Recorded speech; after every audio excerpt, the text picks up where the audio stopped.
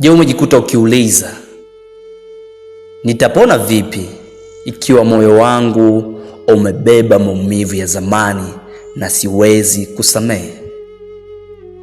Ili swali linaenda moja kwa moja kwenye kiini cha binadamu. Mioyo yenye mizigo, yenye maumivu, yenye historia ya kuumizwa. Mioyo kama hii hujenga ngome yenye vizuizi, huongeza uchungu, huzuni, na mara nyingine hufanya mtu hajihisi kama hana thamani tena. Lakini ukweli ni huu wa kina: moyo usioweza kusamehe unaanza kuumia bila kupona. Kusamehe sio kumruhusu mwingine ashuke, wala si kupuuza kile kilichokutokea. Kusamehe ni kutoa nafasi kwa nafsi yako kupona, ni kuondoa mizigo usiyoyahitaji ndani ya moyo wako, ni kuamsha amani ndani yako, hata kama mwili wako bado unakumbuka maumivu hayo. Na kwa wale wanaoshindwa kusamehe kwa urahisi, fahamu hili: mchakato wa kusamehe ni wa polepole. Si lazima usamehe mara moja.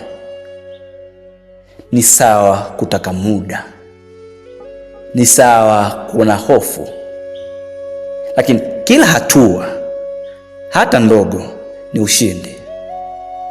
Kila wakati unapoamua kuacha kuchukua mizigo ya wengine, moyo wako unapona kidogo kidogo.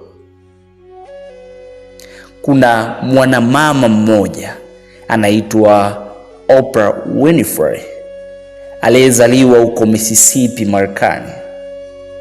Alipitia changamoto nyingi: kunyanyaswa, kutengwa, kusemwa, lakini alisema,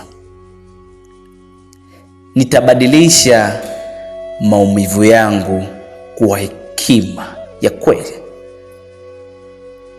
Leo nikwambie kwa dhati, moyo wako haupo tu kwa tabasamu au kwa sababu ya maumivu uliyoyapitia. Upo kwa sababu una nafasi ya kuunda amani yako, upendo wako, na furaha ya kweli ya kwako. Usijali kama huna nguvu ya kusamehe mara moja.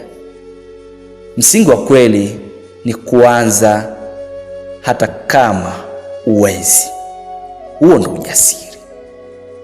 Tunaweza kuishi kwa amani, lakini lazima tuchague kuachilia. Tuchague kusamehe. Kuachilia sio udhaifu, ni nguvu.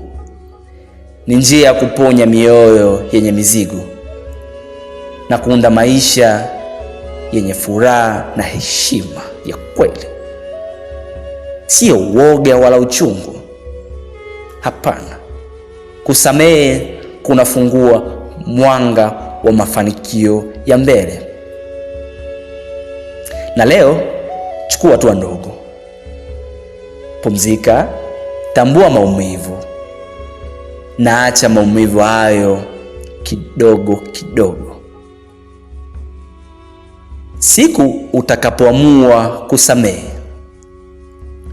moyo wako utashukuru, nafsi yako itarukaruka kwa shangwe, na hatimaye utaona mwangaza wa kweli wa maisha.